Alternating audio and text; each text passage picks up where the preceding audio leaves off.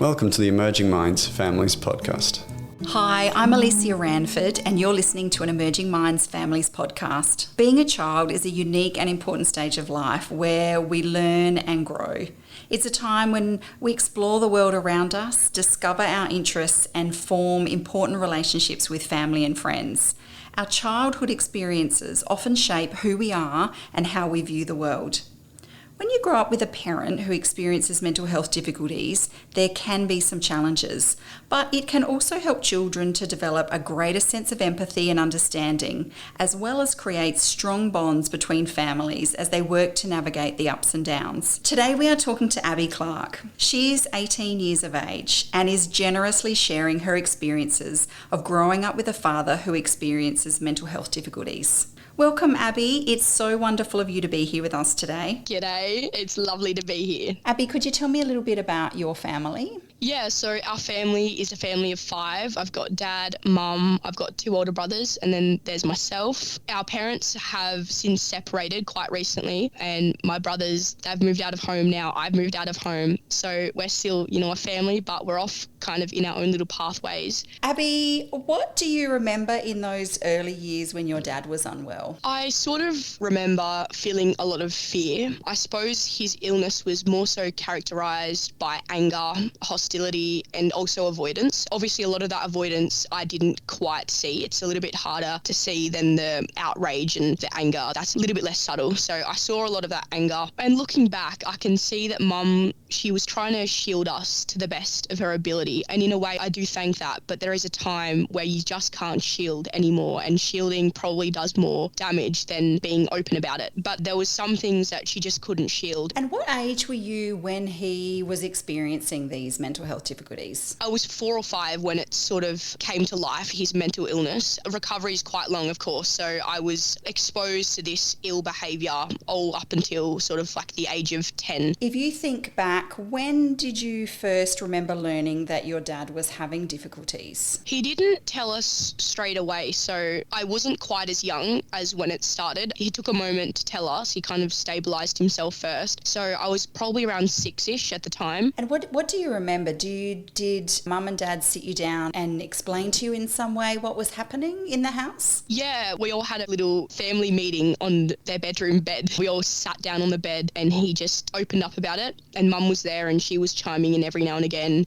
And we just kind of sat. It was a bit of a quiet conversation. We didn't really have a whole lot to say. And so did you feel like you understood what mum and dad were saying to you? I actually didn't really. I kind of understood what they were trying to convey, but I didn't really see the significance in the conversation because I just couldn't quite comprehend what they were telling me. So it's kind of like if a stranger just stops you in the street and says, hey, I'm sick, but I'm getting some treatment. You're kind of like, oh, okay, that's good for you. Sorry to hear. I've got to go now. The only question about the conversation was, what's for dinner? Do you remember how you felt after mum and dad had sat you down on their bed and explained to you that dad was unwell? I sort of felt a little bit of sympathy, I think. You just hear that someone's unwell and you just have that sort of response. Oh, that's bad. Being unwell is bad. I hope he gets better soon. We were less so concerned about the implications that would have on our family because we didn't really have a whole lot of association between being ill in the head and any other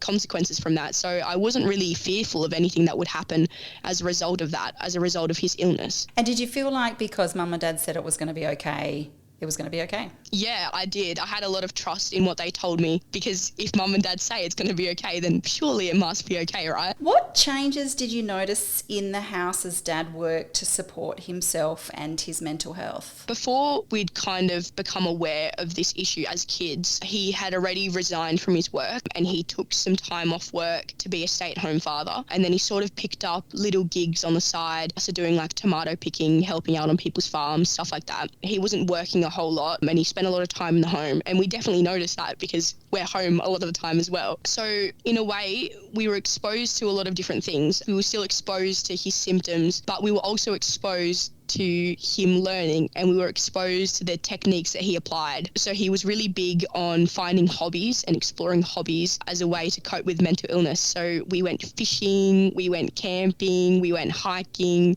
We were just doing all these little activities, and he would just drag us along, and we would have the time of our lives, essentially. And I just remember, like, I look back on that time as being very golden. It just felt like a long summer. And in a way, I'm quite grateful that we were able to pull that off. And you said to me when we talked before that you felt like you became a more effective family. Can you describe that to me? Yeah, we became a more effective family because we became more vulnerable and we accepted the honest truth. We talked about the honest truth, and together as a family, we counted that honest truth. We learned as a family, we were transparent, we grew, we tried challenges, and he passed down the knowledge that he learned to us, and we were able to implement those strategies of effective communication, emotional regulation, and all of that. And that really helped us to be a better family and to cooperate better. And you said to me also that there was a shift in your family and you shifted to being a more open and honest family. Yeah, before the conversation and before opening up to this issue that we were facing, we felt like quite a desolate family. It just felt quite isolated and quite dull, and everything was like whispers and everything was hush hush, and just like these artificial moments of happiness and these artificial moments of security that mum had constructed for us. And that's just not sustainable, and eventually we would have grown out of that, and everything was just black and white. So when we opened up about this, we became honest, we became transparent, we were able to face our world properly, and that just brought a whole lot of colour into our lives. And I'm so thankful that we had this revelation. I really love how you say, we had this revelation, we did this. So it sounds like you really managed things as a family. It wasn't about Dad's mental illness. It was about, as a family, how can we work together to make our families' lives more happy and more open and honest? We definitely treated it as a family issue and as a family collective struggle. I think that is so important because at the end of the day, you need the family to solve the issue. So you have to, as a family, address the issue. We still acknowledge that this was something related to Dad, that the solutions, we approach them through our relationships with him, through our treatment around him, our behaviour around him. It's a progress that we partake in as a family. That's absolutely beautiful. And one of the things that you've said to me previously was we all recovered. So it wasn't just about Dad's recovery, it was about your recovery as a family. Yeah, exactly. I suppose it's like a pendulum, and you grab the ball and you swing it back, and when you let go of that ball, it doesn't just arrive back to the place that it started, it actually swings further than that. So we healed as a family and we grew strong as a family, and we were able to learn all these things about mental illness and about recovery that we implement constantly in our lives today. And I know from conversations before that you said you became a more active family. What was some of the ways that activity helped you and your brothers and sisters and your mum and dad heal? It's as a lot of people know now, that being active and doing things is really, really good for the brain. So activity is really important. So that emphasis in its own is already so important and so productive for us. And another thing was that in doing these activities, we come together as a family more, because a lot of these activities are family based. Even soccer,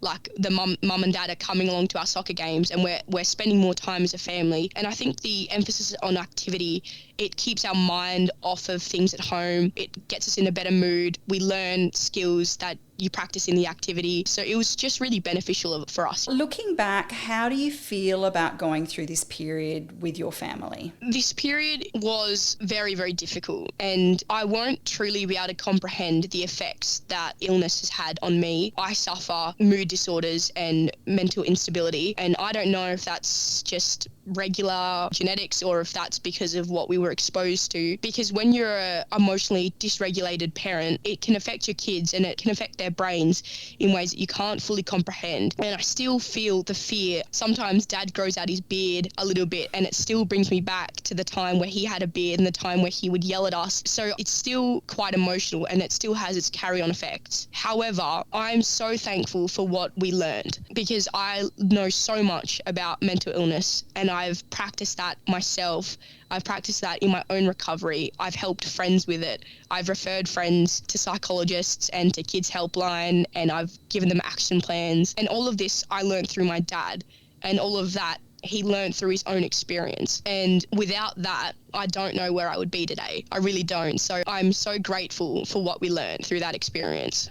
Abby, now you understand that Dad was experiencing mental health difficulties and was trying to support not only himself but the family during his recovery process. Do you have any reflections as his daughter on that time in his life? Being able to admit that you're in a difficult position is something that everyone has to do in their life. And you can't just keep putting it off. You can't keep being in denial, and you can't keep just trying harder, trying to work yourself out of this problem.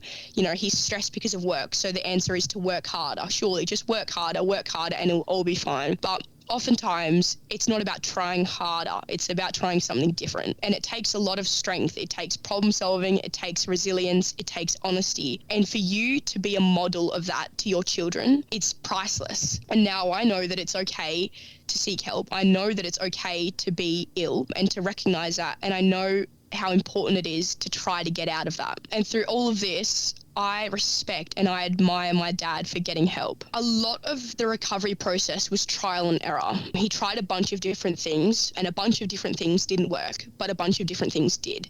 So not only through his trial and error is he able to pass on really refined, effective solutions and practices, but he's also able to teach us how to implement trial and error in our own lives. So I look back on what he's learned and what I've learned and what he's modeled to me. So things like, I remember he would come into my room and he would insist that I do these breathing exercises, and I'd just be so bored of it, and I'd say, it doesn't work, but he'd teach me to have a good hard crack at it. And to this day, I don't really like breathing exercises, but I was able to find things that did. So one of the practices that he told me about was how he just couldn't face things sometimes, and he was so avoidant, and it just seemed like such a big task, and he would dread it. And he told me that he would break it down into steps, smaller steps that he could face. Going to the men's shed, it was really important to him to get out to see people, to do something, but sometimes it was just unbearable to face. So he would just say, I just have to get my car keys. I just have to walk out the door. I'll just sit in the car for a little bit. I'll just start the engine. I'll just drive there and I'll just park outside. And to this day, I hear that and that becomes like my inner voice. And I start talking to myself like that. Abby, I'll just open up the Google Doc.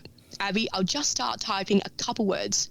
Abby, I'll just spend 10 minutes doing my assignment, and it makes things more bearable. So that's another skill that I've practiced as a result of what he's learned. And there's so many more skills that I've learned from him and that I've learned through my own searching, and that I've been reassured by his trial and error. In seeking my own therapists, I was getting frustrated that I wasn't finding the right one. And he said to me that he had one that he saw and it just wasn't right, and he stuck it out and it just wasn't right. And that gave me hope that I can eventually find someone that is right for me, just like he did. So that trial and error is so important, and I'm so grateful for that. What incredible skills for you to use in your life as you navigate the ups and downs that inevitably come in all of our lives. It's really remarkable. It's good. I'm so glad for it. What would you say to any parents listening today who are perhaps experiencing difficulties themselves and are not sure about how to tell their kids? I would tell them to be appropriately honest. Sure, if you need to stabilize yourself, if you want to work out a little bit more about mental illness, and if you want to do a little bit of mobility and just stabilize yourself just for a little bit, that's okay. You can take a little bit of time, put yourself together before you tell your kids. You don't have to open up all at once. You can also break it up into little conversations. You don't have to say it all in one go. You can get a large chunk of the way out and just sort of solidify it gradually. You don't have to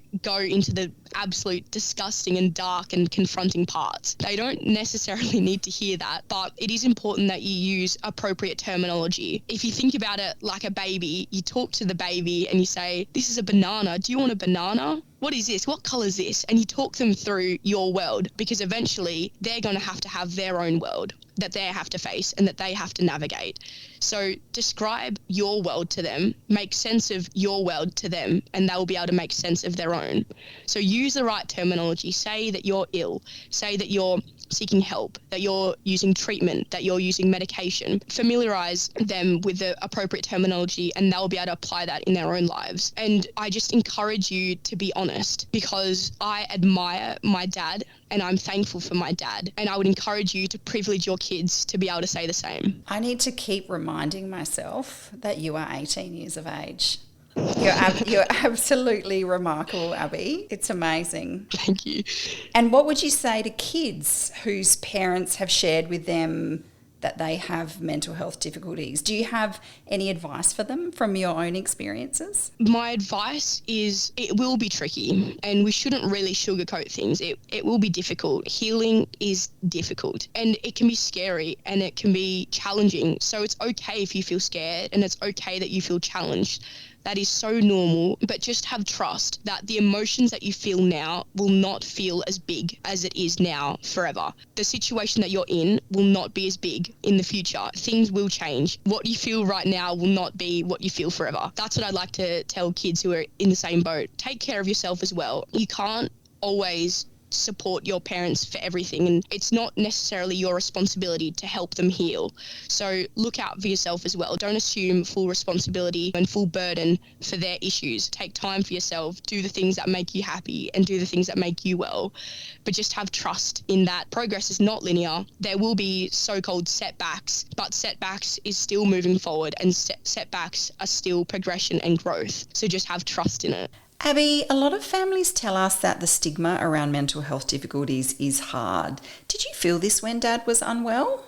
So I suppose another thing to understand with the stigma that you are exposed to with mental illness is that your kids aren't necessarily exposed to the same thing. When I was growing up, I had no sense of any stigma to mental illness. Kids don't tend to stigmatize things, and especially when they're really young, they just don't have any sense of anything else. So you make your own reference point, you make your own definitions, you make your own reality about mental illness. Mental illness doesn't have to be this scary and shameful thing if you convey to your kids otherwise. You have license in your healing and you have license in the way you explain things and the way that you define things. Kids are really malleable, so I wasn't exposed to any ideas that mental illness made you weak or that there was something wrong with you and that it could never be fixed. We made our own reality for mental illness. So essentially what I'm trying to say is that you don't have to worry about your kids judging you because there's a good chance that they haven't been exposed to these judgments, and that if they have, there's a good chance that you can change those. And what I'm hearing you say is that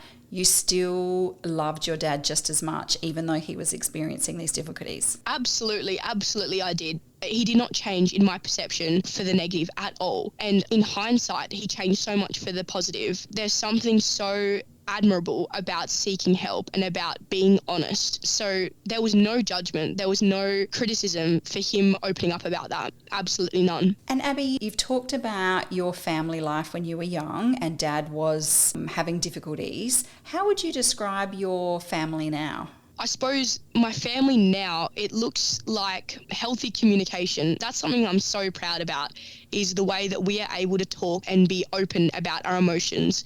We're able to ask for things that we need. We're able to say, I'm sorry, but I am not in the emotional state to have this conversation with you right now. We're able to say, I'm sorry, but I'm just going to need more time. We're able to communicate our requests. We're able to discuss things that we're facing. We're just a lot more honest. And in being more honest, we can be more effective. We can be better children, we can be better parents, we can be better siblings to each other. For that, I'm so thankful.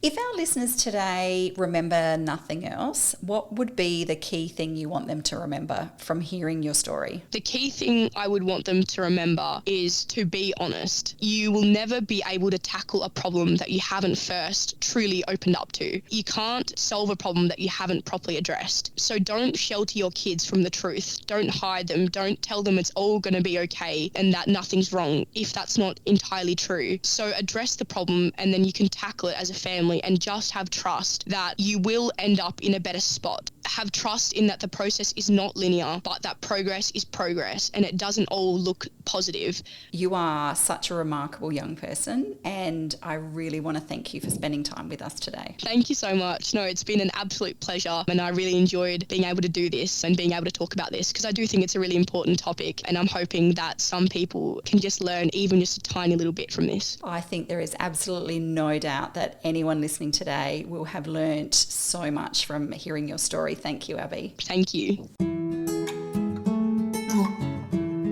Visit our website at www.emergingminds.com.au/families for a wide range of free information and resources to help support child and family mental health. Emerging Minds leads the National Workforce Centre for Child Mental Health. The centre is funded by the Australian Government Department of Health under the National Support for Child and Youth Mental Health program.